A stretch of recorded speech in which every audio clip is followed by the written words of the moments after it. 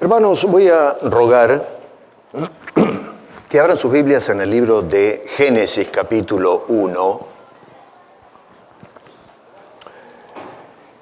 Y vamos a leer, los versículos 25 hasta el final del capítulo, el verso 31.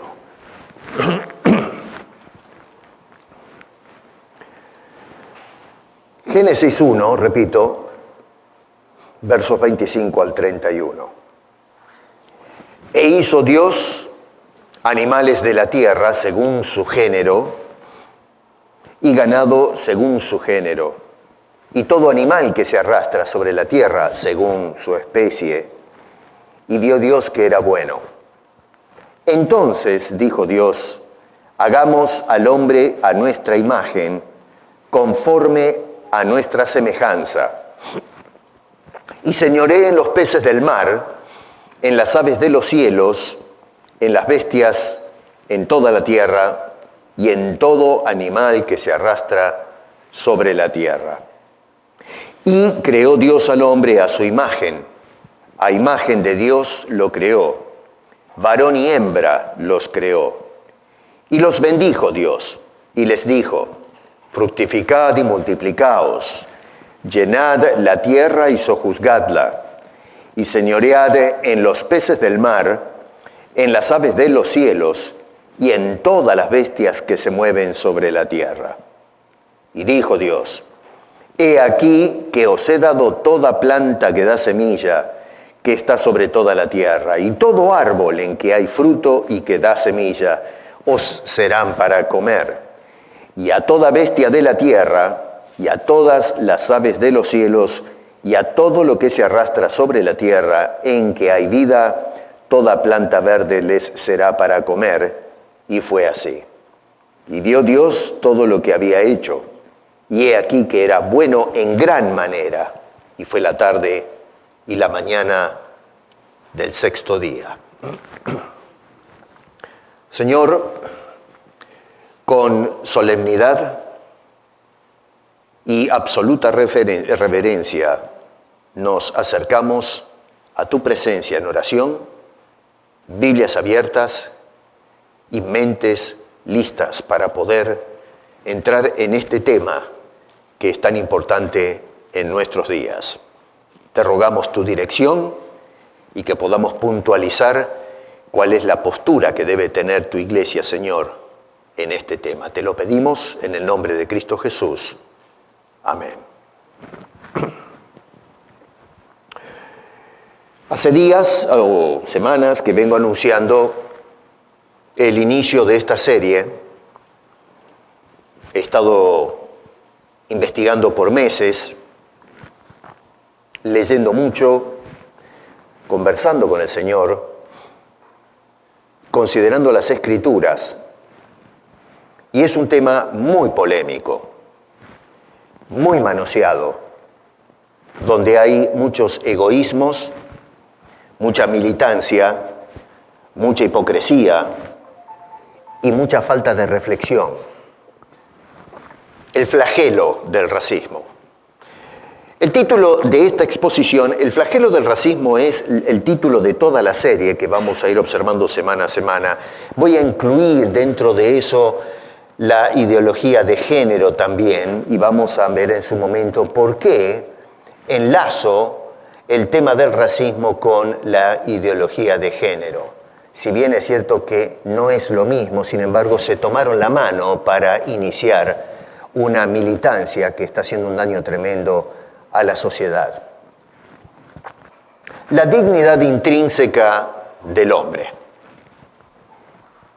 Racismo. ¿Qué es racismo? La gente no tiene claro realmente lo que es. Me refiero al común de la gente, los que están estudiando el asunto, por supuesto, que saben muy bien lo que significa este término o qué se quiere decir. Pero el común de la sociedad, escuchamos el término constantemente, pero no tenemos muy claro qué es realmente el racismo.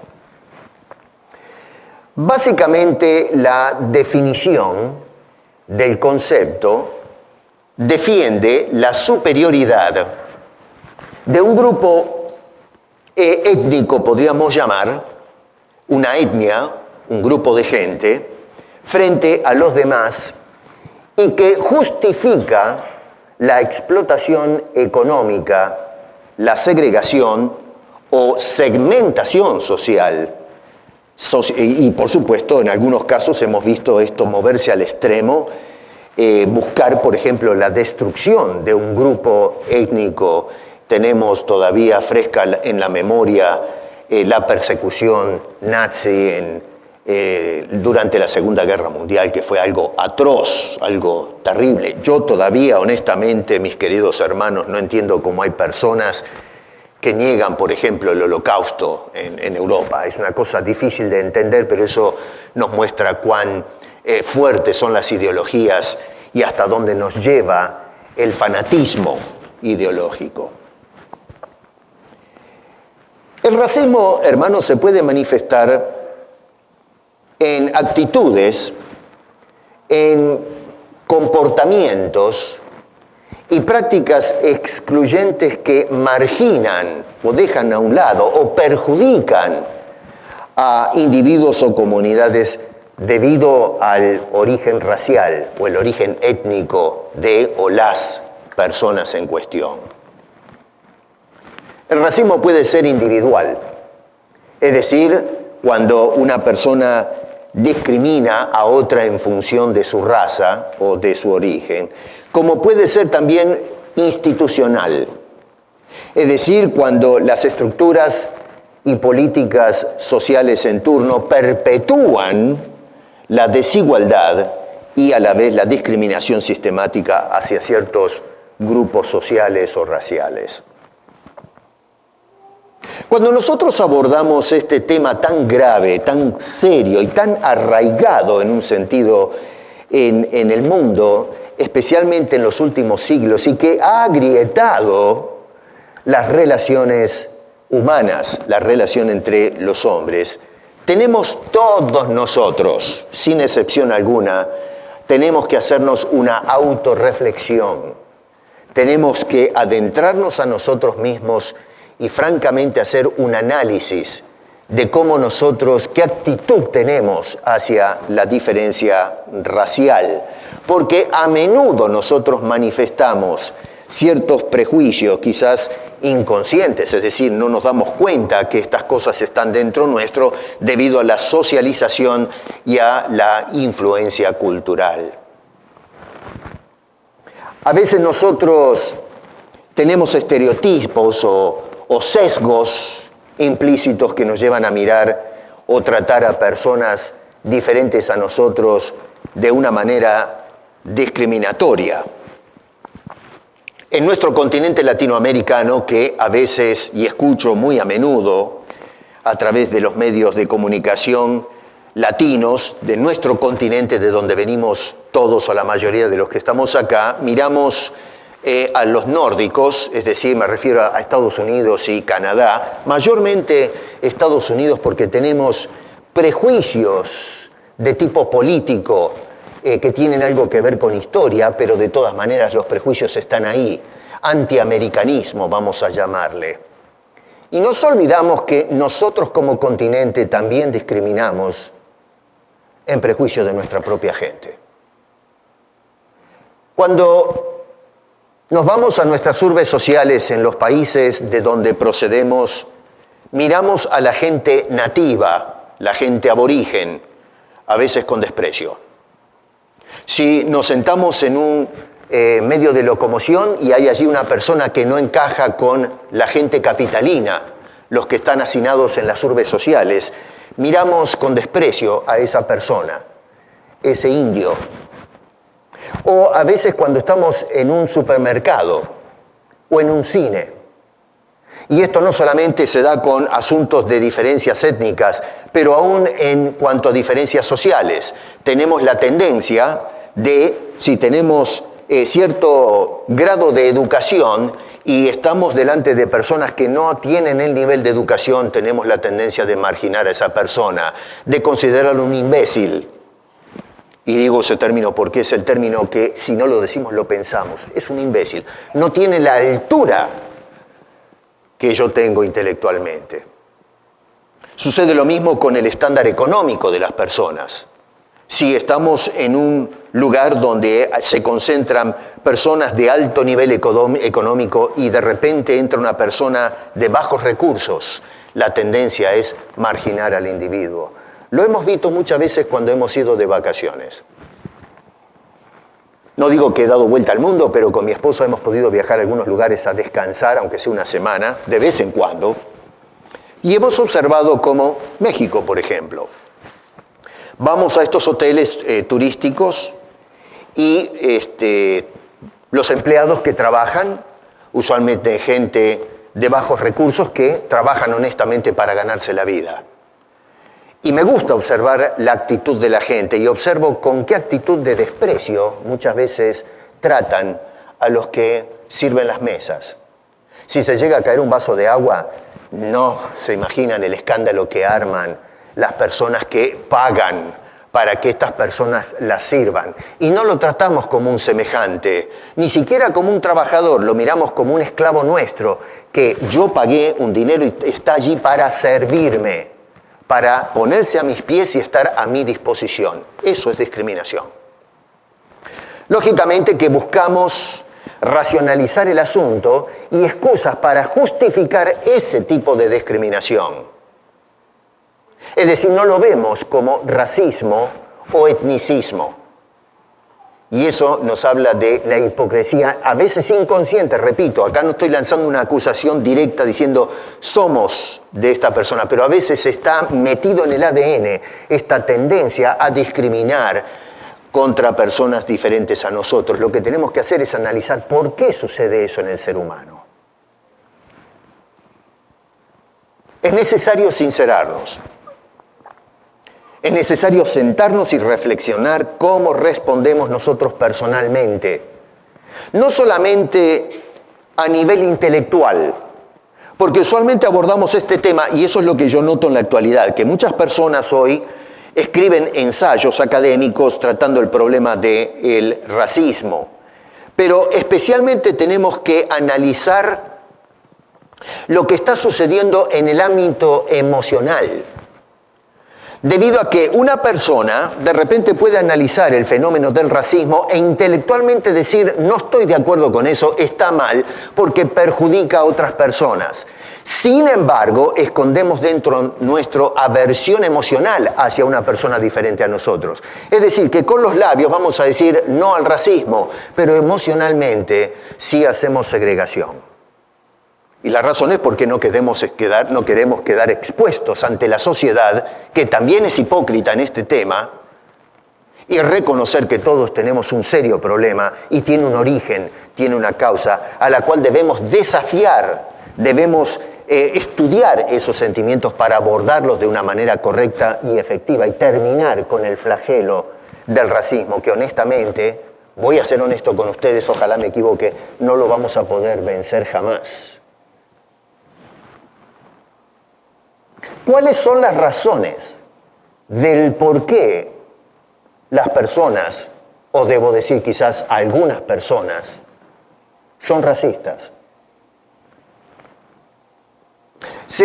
Me he puesto a leer tratando de buscar a ver cuáles son las causas dentro de la ingeniería social o psicológica, qué es lo que sucede, cuál es el fondo del asunto. Y se dan una cantidad enorme de respuestas, asuntos como estructuras, diferencias estructurales, sociales, políticas, económicas, ideológicas, y se han escrito ensayos muy complicados, algunos de ellos, para poder dar una explicación exacta acerca de por qué la gente es racista.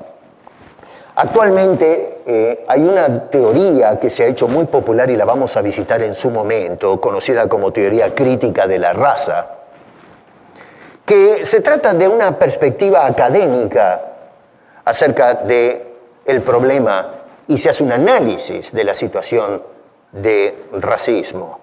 Algunos puntualizan algunas cosas, como ser que el racismo se trata de un fenómeno estructural. En otras palabras, se trata de un sistema de opresión y de desigualdad arraigado en las instituciones sociales. Otro de los puntos que plantean con el ensayo es la construcción social de raza. Es decir, que examina las categorías raciales y cómo se forman y se mantienen a través de procesos históricos, procesos culturales y políticos. Y por supuesto, uno de los temas hoy muy puntilial es el tema de la injusticia racial.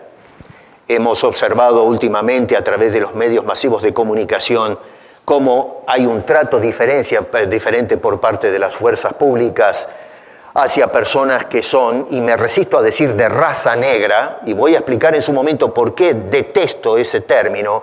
Voy a usar el término de matiz oscuro o de color oscuro o más claro.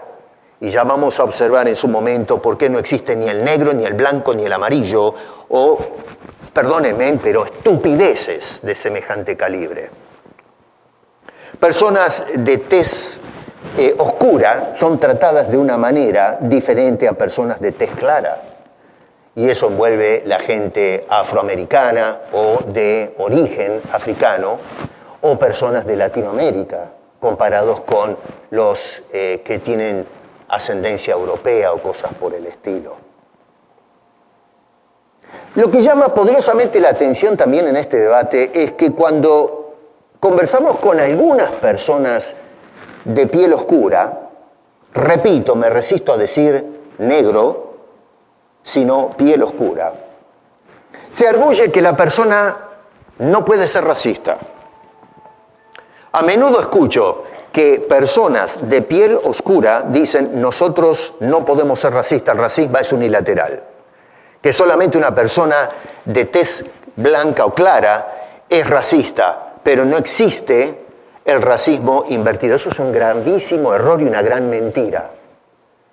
El racismo no es de una dirección, no es unilateral. Cualquier persona, no interesa el matiz de su piel, puede ser un racista, y los hay de ambos lados, de los dos lados, y cuando digo ambos lados me refiero a aquellos que postulan por un color o por el otro y que solamente un lado de la platea es racista. Eso es una falacia argumental, una falacia, se trata de un razonamiento o una especie de argumento incorrecto que parece ser válido, pero no lo es un engaño que procura engañar, movilizar o mover la opinión pública en una dirección completamente incorrecta. Así que son manipulaciones retóricas que se utilizan en la actualidad para persuadir y confundir a la opinión pública.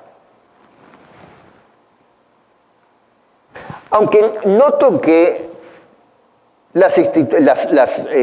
¿cómo podemos decir esto? Las discusiones acerca de este tema tan álgido son válidas hasta cierto punto y son necesarias que conversemos de estas cosas. Sin embargo, no responden al por qué la gente es racista.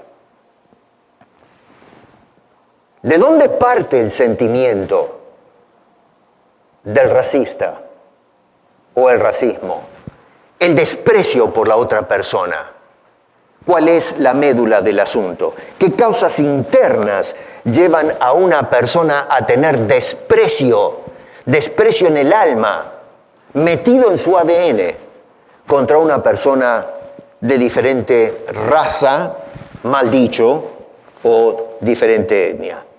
Porque nosotros podemos educar muchísimo desde el punto de vista intelectual que el racismo es malo, y ciertamente se está haciendo un gran esfuerzo para educar a la sociedad, para indicarles que el racismo es algo que tenemos que terminar. Pero resulta que, aunque se pueda reprimir legalmente el racismo, no se puede reprimir las emociones. Podemos establecer leyes, pero ¿cómo legalizamos las emociones? ¿Cómo patrullamos nosotros el sentir de las personas que a lo mejor, vuelvo a repetir, debido a las presiones sociales, se niega a admitir que es un racista, inclusive a decir que el racismo es malo, pero sin embargo abrigar en el corazón el sentimiento racista?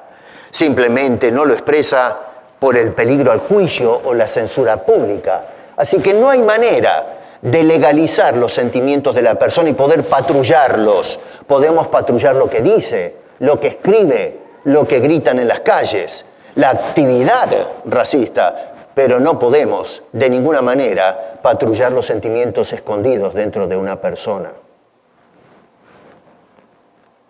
Para poder nosotros entrar, y esto lo que voy a hacer es simplemente una introducción a este tema tan álgido y con criterios más firmes, tenemos que ir a los mismos comienzos.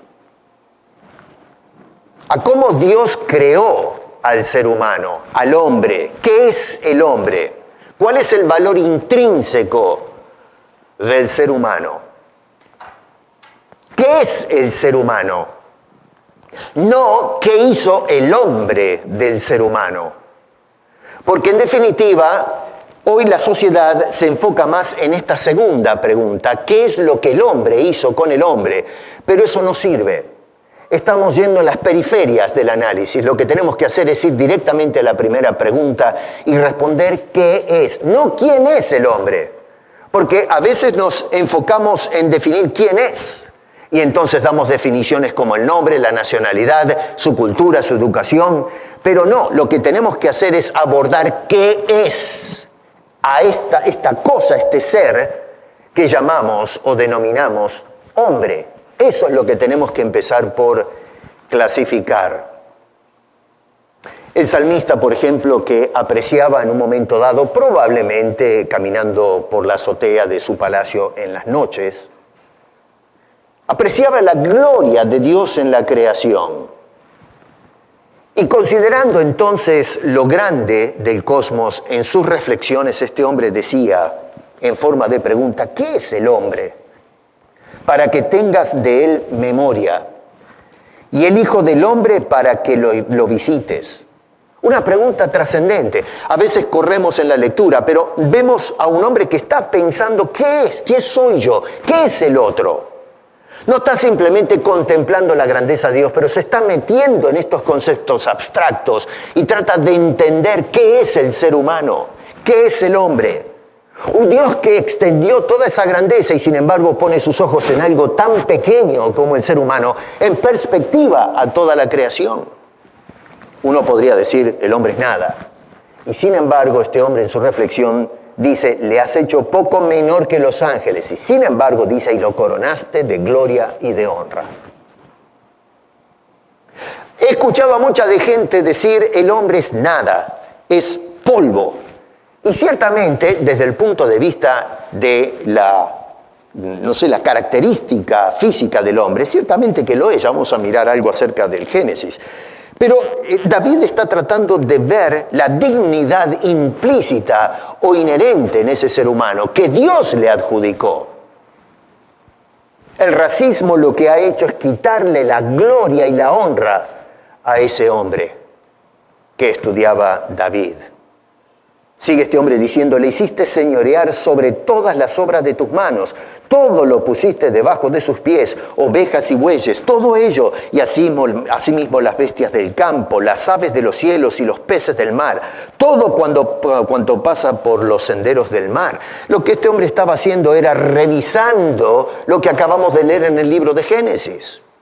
Se fue directamente a los comienzos para poder responder a su interrogante, ¿qué es el hombre?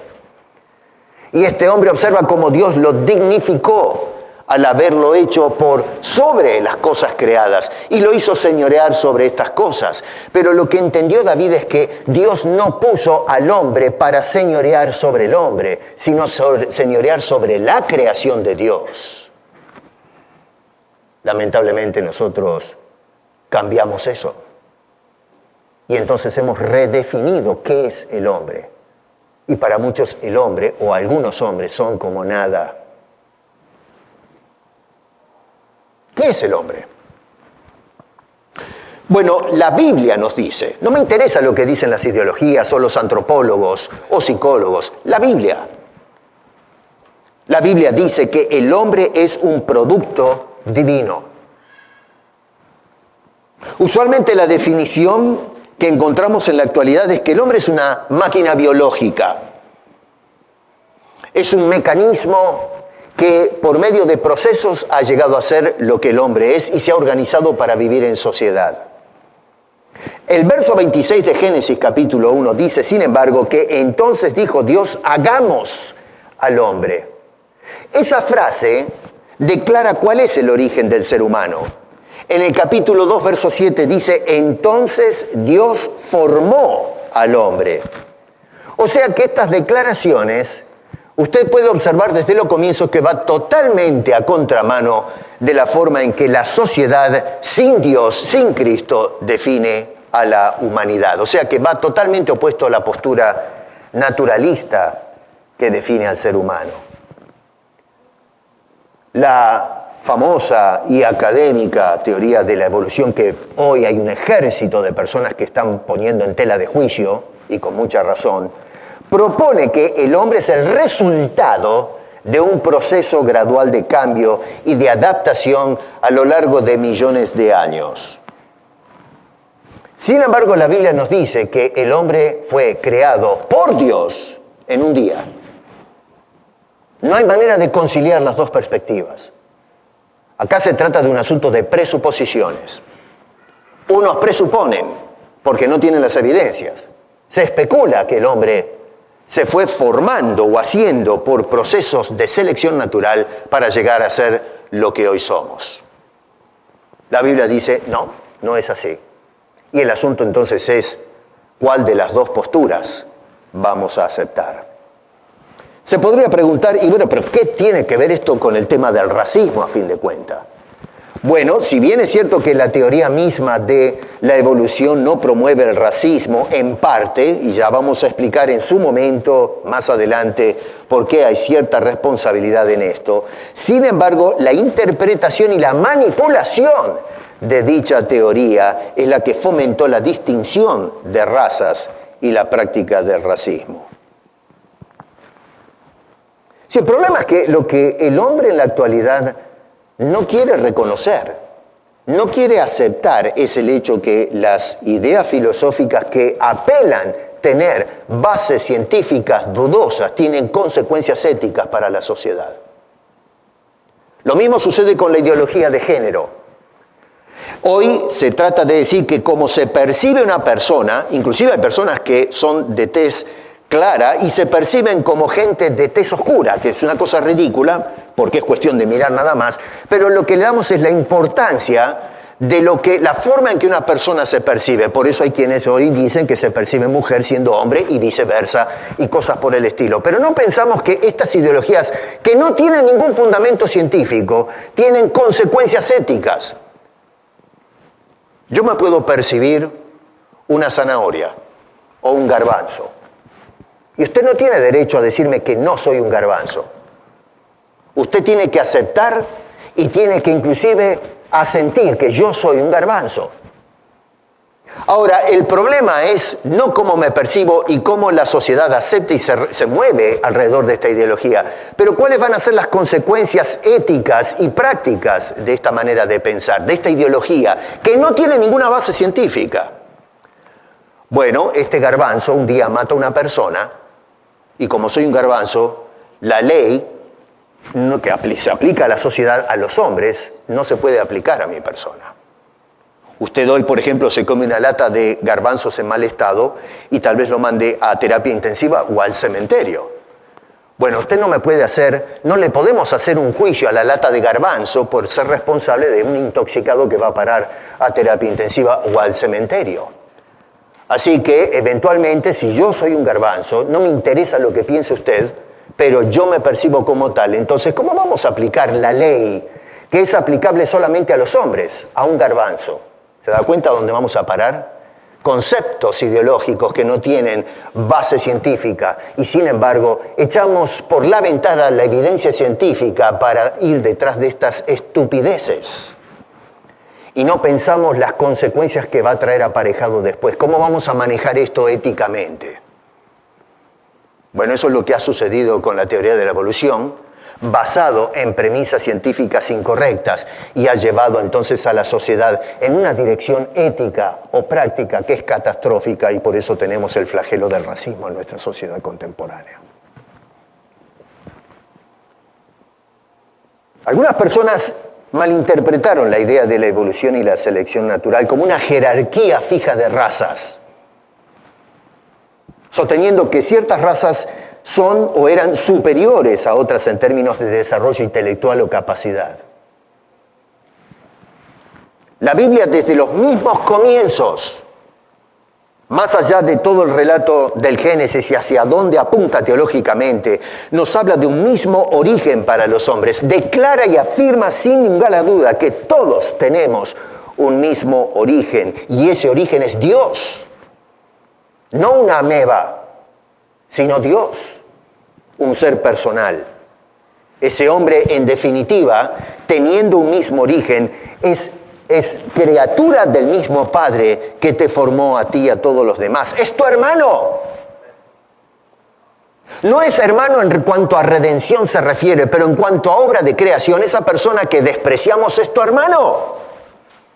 Cohabita contigo en el mismo nicho ecológico que plantó Dios para que los hombres administren esta tierra en su nombre. No es tu enemigo, es tu familia, no es un extraño.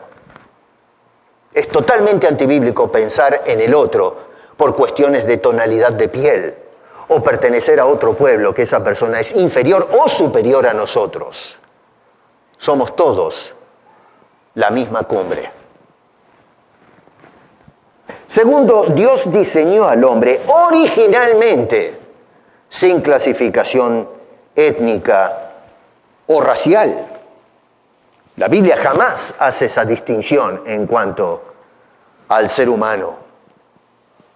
Es el hombre, después de la caída, que hace este tipo de divisiones. No Dios. Jamás encontramos a Dios haciendo ese tipo de diferencias, ese tipo de clasificación. El hombre, nosotros hemos hecho la estratización de la sociedad. Hemos clasificado a la humanidad en diferentes razas. Es más, la Biblia claramente nos dice que Dios no hace acepción de personas como lo hacemos nosotros. La palabra hombre en el verso 26, miren ahí sus Biblias, en hebreo es Adán. Usualmente pensamos, y en la Biblia se aplica o se usa el nombre Adán como nombre propio. Sin embargo, en ese capítulo 1, verso 26, no se utiliza como nombre propio, no es el nombre dado a Adán, es un sustantivo. Y esto es muy importante que lo entendamos para comprender lo que nos está diciendo el texto y cómo se aplica al tema del racismo, cómo responde la Iglesia a este tema tan debatido. O sea que es un sustantivo que describe qué es esto que acaba de hacer Dios. Dios termina, según el contexto, de crear todas las cosas, los animales, las plantas y todo lo demás. Pero entonces ahora Dios decide hacer esta cosa. Y digo cosa porque todavía no tiene vida, es un ser inerte, es una cosa. Del polvo de la tierra, del barro, forma una especie de estatua sin vida. Bueno, ¿qué es esto? ¿Cómo describimos esto? Si estuviésemos de alguna manera parados allí al lado de Dios, y esto por supuesto es un simple hipotético por asunto de razonamiento. ¿Qué es esto que se acaba de hacer? Todavía no sé, no le he dado nombre, es algo nuevo y ahí lo estamos observando. ¿De qué se trata esto que acaba de hacer Dios cuando dijo hagamos al hombre? ¿Qué es el hombre? ¿Qué es esto que acaba de hacer Dios? En este caso, Adán es representativo de lo que hoy llamamos la humanidad entera, la especie, la naturaleza humana en general, no cierto grupo dentro de la sociedad humana. Cuando dice allí, hagamos al hombre, la frase significa al ser humano en contraste al resto de las criaturas que Dios formó previamente por su poder. Es esta especie entre todas las especies, la que es clasificada como hombre o ser humano, usamos el término en la actualidad. Es decir, está hablando de una raza, y aquí utilizo el término deliberado, raza de seres, en contraste a los otros seres, que son los seres humanos. No hay clasificación entre los hombres, hay una clasificación entre género y una clasificación entre seres, los seres animales y este otro ser que es hombre. Y dentro de esa clasificación tenemos varón y hembra. Y es la única distinción que se hace en esta especie, en este ser, en esta cosa que se le adjudica vida y por lo tanto deja de ser una cosa y pasa a ser un ser vivo. La palabra Adán está directa y etimológicamente vinculada a la palabra Adamá, que aparece en el capítulo 2, verso 7, y que se traduce como tierra. Noten allí que dice, entonces Jehová Dios formó al hombre, Adán, del polvo de la tierra. Esa palabra tierra es Adamá. Y entonces agrega, y fue, sopló en su nariz aliento de vida, y fue entonces el hombre un nefesh hayá, o un ser viviente. Ahora es interesante porque la importancia de esta declaración que hace en el capítulo 2, verso 7 es teológica. Lo que indica es que el hombre está vinculado a Dios directamente. Dios lo formó por un acto creativo y nos dice al mismo tiempo que implantó en él la imagen y semejanza de Dios y que Dios sopló en este ser o en esta cosa el aliento de vida y por eso pasa a ser un ser viviente. Pero al mismo tiempo esa criatura que acaba de ser hecha y que se cataloga como hombre está vinculada también a la tierra. Cosa que los otros seres creados no comparten. Solamente esta cosa que se acaba de hacer, solamente ella, no algunos de ellas, sino esta especie, esta criatura, está vinculada directamente a Dios por un acto soberano de creación a través de la cual Dios interviene directamente, dice, hagamos al hombre y lo formó por ¿cómo es el término? Antropomorfizar el concepto, disculpen ahí la palabra difícil, utilizó las manos propias para armar al hombre. Lo otro no, simplemente habló y las cosas vinieron a ser. O sea que la forma en que Dios se envolvió en la creación de esta cosa es diferente. Y no solamente eso, pero Dios le adjudica la vida soplando en él el aliento. Con las otras criaturas no sucedió así. Tampoco sopló a un sector de ciertos seres que llamamos hombre, sino sobre todos los hombres. Nosotros somos todos descendientes de ese soplo de vida que emanó de Dios. De allí que entonces, después de la caída, encontramos cuando hemos ingresado, ¿no es cierto?, a la experiencia del mal y experimentamos la muerte, Dios declara en el capítulo 3, verso 19, pues polvo eres y al polvo volverás, indicando la temporalidad de esta criatura por causa de haber desobedecido a Dios. La tercera cosa que encontramos en esos versículos cuando se habla de la formación del hombre es la dignidad intrínseca del ser humano. Es decir, la naturaleza especial, trascendente y distintiva de este hombre comparado al resto de las criaturas que Dios formó. El ser humano, tú y yo, todo hombre que pasa por este mundo, es portador en sí mismo de es una representación o reflejo de la naturaleza divina. No que él sea un Dios o un ser divino, sino que ha sido plasmado con las características de un Dios que es único y que compartió ciertas características con nosotros. Ubica a la especie humana, no a algunos de la especie, que es superior a otros, sino a toda la especie humana en una dignidad superior y distinta al resto de los seres creados, pero no distinta entre los seres humanos.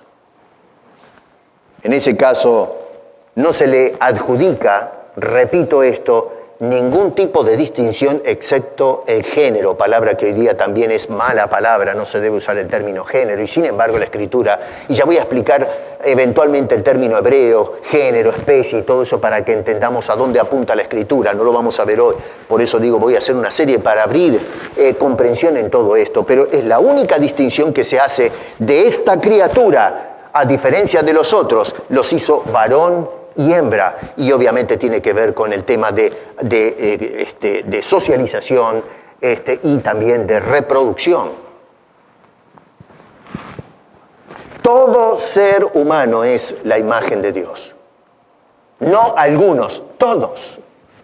Cuando nosotros miramos a esa persona que no la podemos pasar porque es diferente a mí, ya sea nativo, o sea de otro país, o sea de otro color, estamos pasando por alto que esa persona es portadora, igual que yo, de la imagen de Dios. No de su grupo cultural, no de su etnia, sino la imagen de Dios plasmada en él. La palabra hebrea, zelem, apunta, han escuchado a lo mejor en el latín la palabra imago Dei.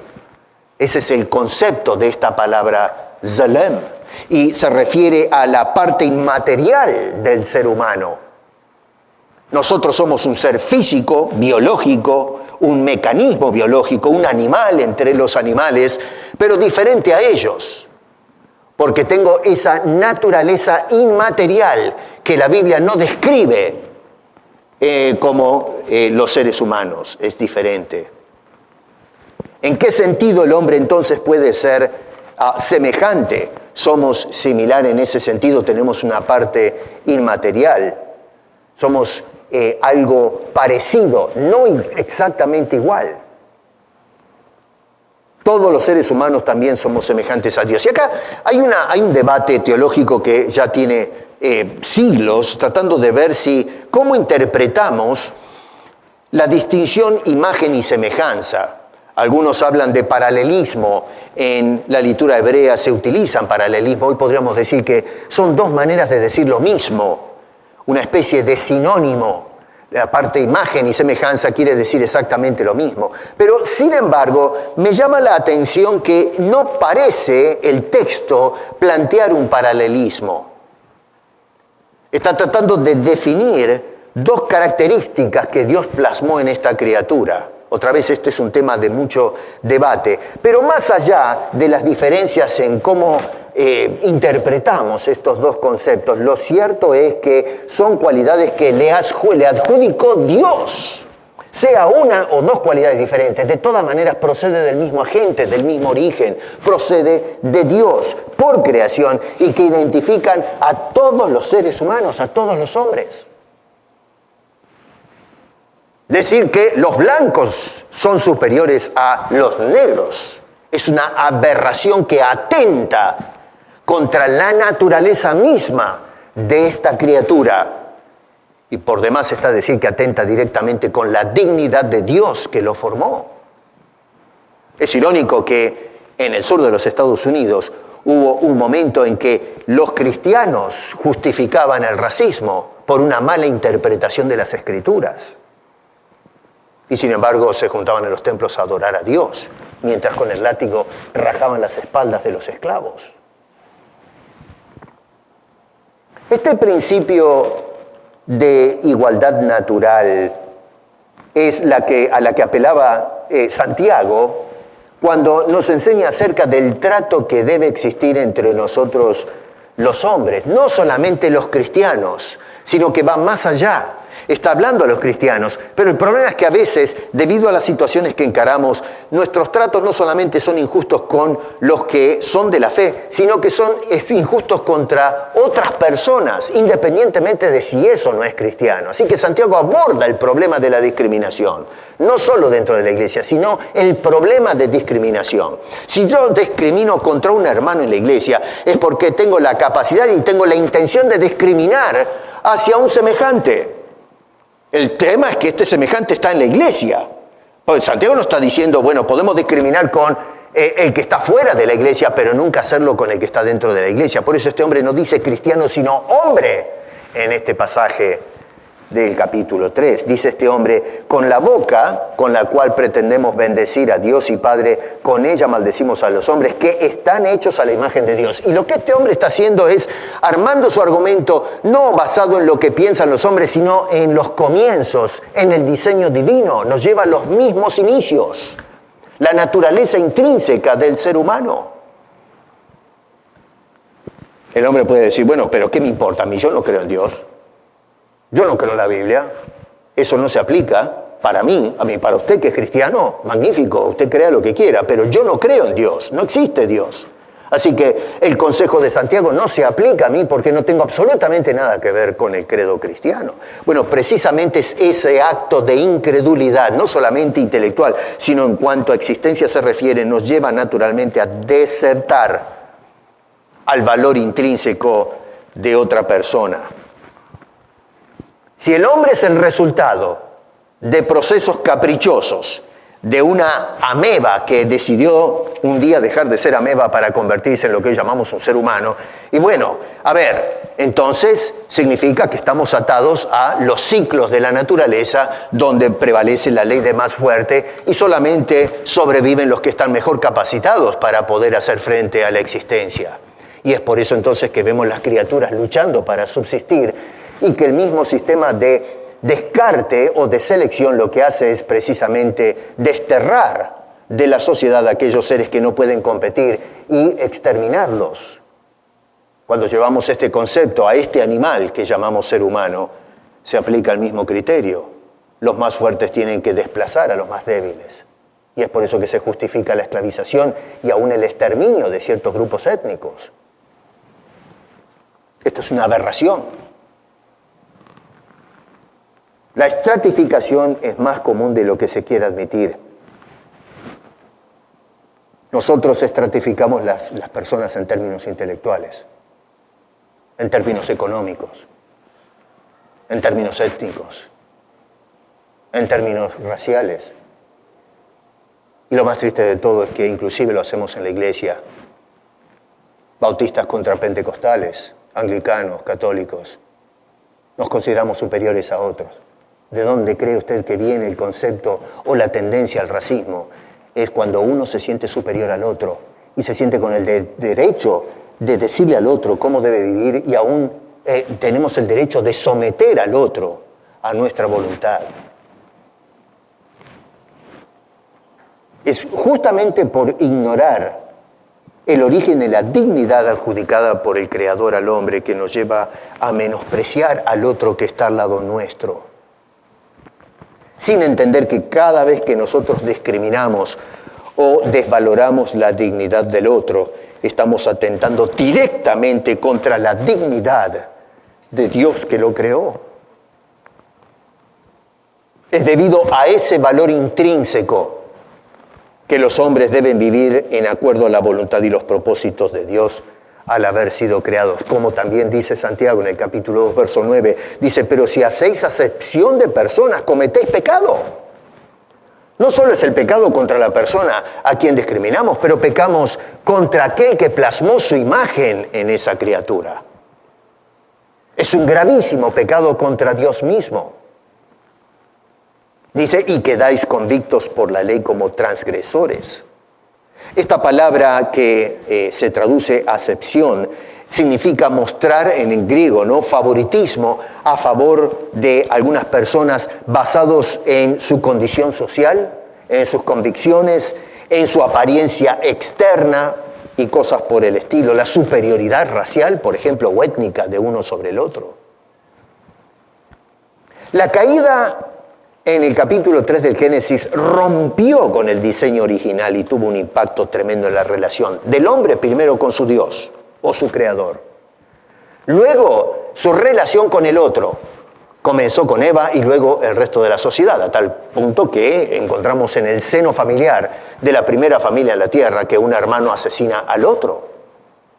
Y luego viene la gran tragedia que inclusive se proyecta hasta incluso después del gran juicio universal que se llevó a cabo por medio del diluvio. Y no solamente eso, pero tenemos también una ruptura con el medio, una ruptura ecológica, El mundo que Dios creó, el nicho ecológico que Dios creó para que el hombre se contente y glorifique a Dios y viva en paz, terminó dándose vuelta contra él mismo. O sea que lo que vemos es que el pecado ha traído todo lo contrario al diseño original de Dios. El racismo es parte de ese problema. Esa es la médula del asunto. Lo que sucede es que la sociedad está tan ciega que no puede mirar más allá de sus narices y trata de buscar otro tipo de definiciones o causas de por qué los hombres son racistas. A tal punto que en la teoría crítica de la raza se acusa académicamente a la gente de color blanco diciendo que tienen un racismo inherente y aunque la persona niegue el racismo intelectualmente, todavía en su ADN es un racista. O sea que este es un racista, pero otro no puede ser racista. Que este está en pecado, pero el otro es la víctima del pecado, por lo tanto no está en pecado. Y esto nos lleva a conclusiones teológicas tremendas. ¿Murió Cristo solamente por el racista y no murió por el otro que pretende no ser racista? El pecado ha influido en las actitudes y comportamientos de las personas, con Dios primeramente y luego con sus semejantes y con toda la tierra y todo el medio ambiente. Nosotros, en lugar de ser usufructos del medio ambiente, lo explotamos, lo destruimos, hemos podrido el planeta Tierra. En estos días estamos observando la crisis en Europa y cómo el hombre ha logrado, por medio del avance científico, controlar los misterios del átomo. ¿Para qué? ¿Para mejorar la existencia? No, señor, es para volar por el aire al otro por cuestiones ideológicas.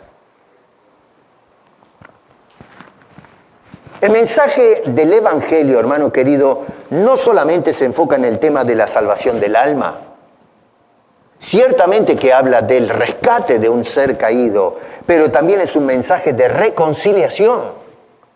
A veces nos enfocamos en la salvación y ciertamente tiene su lugar la salvación. El hombre es rescatado porque todos estamos perdidos. Pero el Evangelio va mucho más allá y nos habla de reconciliar a seres que están enemistados. Es decir, nosotros tenemos que, cuando hablamos de la palabra reconciliación, que a veces tampoco la entendemos, es volver a unir lo que se separó, lo que se rompió. Es la acción de volver a vincular la relación que se rompió entre hombres y Dios y entre el hombre, con tu semejante, tu hermano por creación. Cuando el apóstol Pablo escribía la carta a los Efesios, permítanme que se los lea, es un pasaje muy interesante que debemos incluir en este debate. En el capítulo 2, verso 14 en adelante dice, porque Él, a saber Jesucristo, es nuestra paz, que de ambos pueblos, judíos y no judíos, otra vez dos grupos étnicos que ya vamos a mirar que el concepto de racismo no existía en el mundo antiguo, esto es algo más bien moderno, pero observamos que existía de todas maneras esa actitud de discriminar hacia otro diferente. Los judíos discriminaban en prejuicio de los no judíos y viceversa. Porque uno podría decir, la buena gente son los no judíos que ciertamente los aceptaban. No, señor, si aceptaban a los judíos como hizo Roma, era simplemente por una cuestión política y de explotación, no porque amaban a los judíos, los despreciaban. Así que lo que había es, lo que se nos muestra, lo que Pablo está subrayando es la enemistad que existe entre los seres humanos. El pueblo de Dios del Antiguo Testamento y la gente que no es el pueblo de Dios, todos estaban en conflicto. Y entonces dice que en Cristo Jesús se hizo una obra extraordinaria. De ambos pueblos se hizo uno. Derribando la forma en que se hizo uno, se unificó el pueblo, es derribando la pared intermedia de separación. Lo que dividía, la grieta que separaba a estas etnias, a estos grupos humanos, fue derribada en el Señor. ¿Por qué? Dice, porque Él, no los hombres, sino Él, Jesucristo, es nuestra paz. Que de ambos pueblos, y aquí entra la explicación, de ambos pueblos hizo uno, derribando la pared intermedia de separación, aboliendo en su carne las enemistades, la ley de los mandamientos expresados en ordenanzas, para crear en sí mismo de los dos un solo y nuevo hombre, no hombres, un hombre. Un ser humano haciendo la paz. Y escucha esto, y mediante la cruz reconciliar. Y reconciliar primero con Dios. Porque así debe ser. En el huerto del Edén todavía no existe la humanidad en estado cuantitativo, había solamente una familia, un hombre y una mujer, y ellos rompieron la relación con Dios. Así que primero la reconciliación debe comenzar con el origen, el hombre reconciliado con Dios, que es lo que dice este hombre. Primero, reconciliar con Dios a ambos en un solo cuerpo, matando en ella las enemistades. Y vino y anunció las buenas nuevas de paz a vosotros que estabais lejos y a los que estaban cerca, porque por medio de él los unos y los otros tenemos entrada por un mismo espíritu al Padre. Así que hemos sido reconciliados con Dios y entonces ahora somos reconciliados los unos con los otros. Cuando el hombre se aleja de Dios, lo más que se aleja, lo menos semejante a Él, por su brutalidad. Cuanto más nos alejamos de Dios, más nos alejamos de nuestro semejante. ¿Usted cree realmente? Yo no me convenzo de esto, pero el hecho que estemos discutiendo acerca de al fin sentarnos y decir, sí, el racismo es un problema, y por el hecho de discutir acerca de admitir que tenemos un problema, que lo vamos a resolver, alienando cierto sector, lo que hacemos es denunciar racismo unilateral, damos vuelta a la mesa y terminamos en la misma situación donde empezamos. Eso no resuelve el problema. Eso lo que hace es perpetuar el problema. No resolvemos absolutamente nada. Y la razón es porque nos alejamos de Dios y no entendemos que al alejarme de Dios me alejo de mi semejante. Déjeme que lo describa de esta manera. Supongamos una pirámide. La pirámide tiene su base más larga y luego el vértice superior, ¿no es cierto? Ese ángulo donde está Dios, en la cima. A medida que el hombre se va hacia el centro y asciende a la presencia de Dios, que es por medio de Cristo, y en la cruz, lo que hacemos es que nos encontramos fundamentalmente con Dios. Pero el hecho es que al hacer lo mismo nos encontramos tú y yo y nos damos de la mano delante de ese Dios. El problema con la sociedad es que invirtió la pirámide. Y lo que estamos haciendo en lugar de ascender a Dios para encontrarnos con Dios y tú y yo, delante de ese Dios, lo que hemos hecho es movernos desde ese vértice hacia abajo. Y entonces el hombre no solamente se alejó de Dios, pero fue, obviamente y por inercia, alejándose de su compañero por creación, de su otro hombre. Por eso es que la sociedad, en la dirección en que va, lo más lejos que se mueve de Dios, lo más lejos que se ubica de su semejante. Esto no tiene solución. Podemos pasarnos siglos discutiendo acerca del asunto, pero hasta que no vayamos a la causa central, la raíz del problema, vamos a vivir en un mundo y en una sociedad racista. La discriminación existe desde los mismos comienzos. Lo que pasa es que hoy le pusimos nombre y le pusimos el nombre de racismo. Pero todos tenemos el problema de ser discriminadores. Es un mal humano que permea la naturaleza humana, pero el hombre no quiere aceptar eso. No queremos aceptar que nuestro problema está en el ADN, es el pecado, no las ideas. Las ideas son consecuencias del pecado y ahí es donde tenemos que ir a estudiar el asunto. Compartimos el mismo planeta, compartimos el mismo país, compartimos la misma ciudad, compartimos el mismo vecindario, pero tenemos animosidad causada por el orgullo y la falsa valoración personal como consecuencia del pecado. El racismo puede ser combatido, pero jamás de los jamases será vencido. El único lugar donde vamos a vencer el racismo es en la presencia de la cruz, donde Cristo perdona, o Dios perdona en Cristo y limpia todo aquello que es ocasión de conflicto con Dios y luego entre los semejantes.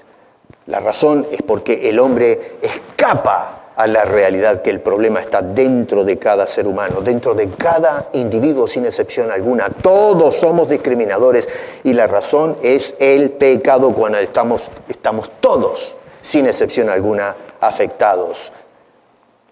Hasta que el hombre no sea reconciliado con Dios, no se va a reconciliar con su semejante. Por eso es que venimos discutiendo en las Naciones Unidas hasta el hartazgo de cómo unir a los pueblos. La Liga de Naciones durante la Primera Guerra Mundial fue un esfuerzo tremendo para terminar con el conflicto bélico y la injusticia social y racial en el mundo. Luego se descalificó la Liga de Naciones y se fundó las Naciones Unidas, que es un papelón en la actualidad, donde se reúnen los dirigentes más importantes del mundo para agarrarse del cuello e insultarse unos a otros en lugar de reconciliar las naciones. Lo que hacemos es echarle leña al fuego para separar o agrietar más las relaciones internacionales. Y la razón es porque en el corazón de nuestros políticos y de la sociedad que los pone en su lugar hay un sentido de discriminación, de desprecio por el otro y en última instancia un desprecio por Dios, que es el diseñador, que tenía la intención de hacer un pueblo unido, pero el pecado desunió. Dios no hace acepción de personas. Nosotros lo hacemos. Incluso el cristianismo, por eso Santiago escribe a la iglesia y dice, no hagan eso. Y eso es pecado. No importa que tratemos de buscarle otra explicación como para justificar ese sentimiento. Es pecado. Y es pecado contra Dios y debe ser confesado y debe ser abandonado. Debemos confesar con toda sinceridad de rodillas a los pies de la cruz, Señor, perdóname, porque ciertamente soy un discriminador. Cuando veo una persona distinta a mí que no se alinea con mis ideas, no, esa persona la hago diferente, la hago inferior a mí. Y nos lleva entonces a desplazarlo. Tenemos que acercarnos a Dios y exclusivamente por medio de la persona de Jesucristo. No podemos darle vuelta o gambetear la cruz para pretender llegar a Dios, porque eso es pecado. Y mientras yo me arribe a la presencia de Dios en pecado consciente, nunca voy a lograr la reconciliación con Él. Y por ende nunca voy a lograr la reconciliación con el otro. Quizás vayamos a tomar una cerveza y nos pongamos de amigos por un rato hasta que salga un problema que termine sacándonos las uñas y volvemos a agarrarnos del cuello y a separarnos, si es porque el problema está metido dentro nuestro. En conclusión, el combate contra el racismo no se lleva a cabo con la lapicera o la violencia, la discriminación, los insultos, sino con la humillación, confesión, reconocimiento de pecado y acercamiento a Dios nuestro Creador a través y por medio del Señor Jesucristo. Martin Luther King Jr. expresó elocuentemente: yo tengo un sueño, que mis 4 pequeños hijos vivirán un día en una nación en la que no serán juzgados por el color de su piel, sino por el contenido de su carácter. Solo Dios puede darnos ese carácter, no la elocuencia de un pastor que ya hoy está en la presencia de Dios, no las ideologías de políticos falsos, mentirosos, del fraude ideológico, no trabajos o ensayos académicos, sino la transformación del carácter humano, que solamente se puede lograr por medio de la intervención directa de Dios, que suple en nosotros otra vez el aliento de vida y nos dé entonces una perspectiva distinta y que podamos mirar al semejante como un portador de la imagen de Dios. Esa es la estaca en el corazón del racismo. Mientras tanto, aunque nosotros llevemos al debate este tema, no lo resolveremos jamás de los jamases, porque el problema está en nuestra naturaleza caída, conflictiva, que ha perdido de vista a Dios y por ende ha perdido de vista a su semejante. El flagelo del racismo y el valor o la dignidad intrínseca de cada ser humano. Nosotros hoy como cristianos tenemos que empezar a levantar y abrir nuestros ojos y mirar al otro, no solamente al hermano en la fe, sino al ser humano que está al lado nuestro y tenerle respeto por la dignidad que Dios le ha adjudicado por creación, porque Él también es un portador de la imagen de Dios. Y es lo que nos tiene que mover a hablarle del Evangelio y tratar de por amor a esa alma perdida, de poder acercarnos y hablarle del Salvador. Y acercarme a Él, no importa el color de su piel, o su estrato social, o cultural, o económico. Porque es mi hermano por creación. Y quiero que sea mi hermano por redención, por el resto de la eternidad. Señor, estamos entrando en un terreno cenagoso desde el punto de vista de las ideologías. Ayúdanos, por favor, a poner los pies sobre las verdades bíblicas que has revelado para poder abordar este tema desde la óptica tuya, no los ingenieros sociales, de hombres caídos, que no quieren reconocer que son caídos. Al contrario, que justifican sus acciones como correctas y simplemente lo que hacen es agrandar más la grieta entre unos y otros. Solamente en Cristo Jesús los hombres se reconcilian primero contigo y luego hombres con hombres. Permite, Señor, que podamos seguir estudiando para poder acercarnos al otro y darle la mano y llevarlo a los pies de esa cruz. Porque te lo pedimos en el nombre de Cristo Jesús. Amén.